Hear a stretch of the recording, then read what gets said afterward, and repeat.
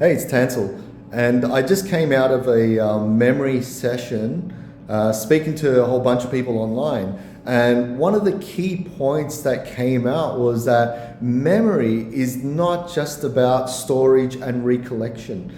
Memory, in my experience, and also the people that I've helped, is all about emotion, right? Emotion. So if you can make memory emotional, you'll be able to connect a lot deeper. So what does this mean? It means that if you're trying to remember things, let's say it's names, numbers, whatever, as soon as you make that connection a lot more memorable, as in emotional, you feel something from it, then you'll definitely remember it a lot faster. So let's take, for example, I'm just got a whiteboard here, right? Let's take, for example, you want to remember the name Bob.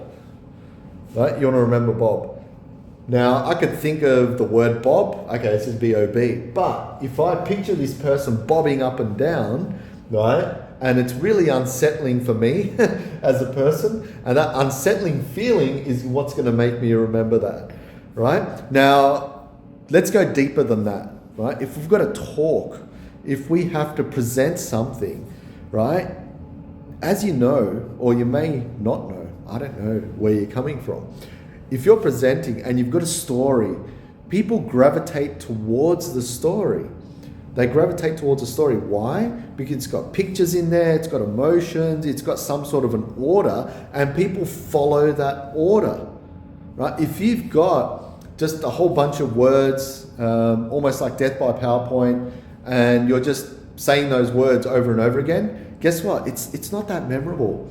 Right? So think about it. If you want to be memorable, if you want to remember something, if you want other people to remember what you've said, try and make that message memorable. Try and add emotion, right? Emotion is what helps trigger the memory. Emotion is a trigger, right? Emotion is a trigger. So if you look at emotion as a trigger, then feelings is what's triggered from it. So from an emotion, you can feel happy, you can feel sad, you can feel all sorts of things.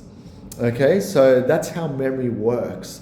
It doesn't just work with, okay, I'm just going to put things in a memory palace and away I go. Right? It's not like that. In fact, when I was in memory competitions, I would place things in the memory palace, think, okay, that's good enough. And I would remember a lot, but I'd also forget a lot.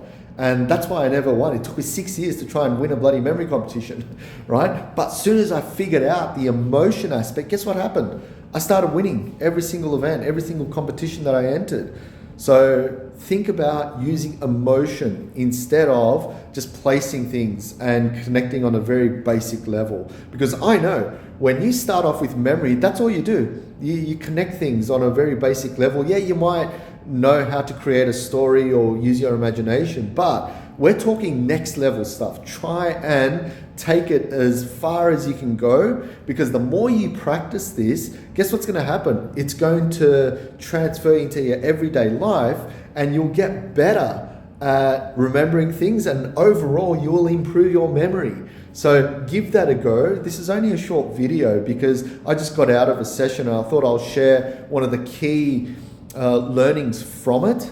Now, obviously, we had a whole bunch of other stuff like learning techniques and remembering names, all that sort of stuff, and you can check out all the videos on my channel for that. But if you really want to improve your memory, use emotion. So there you go. If you like this sort of stuff, you can subscribe to the channel. It's free. I've got close to 200 videos now, so I'll put a link down below to the most popular ones where you can start from. If you're new, say hello down the bottom, and I'll see you in the next video. Cheers.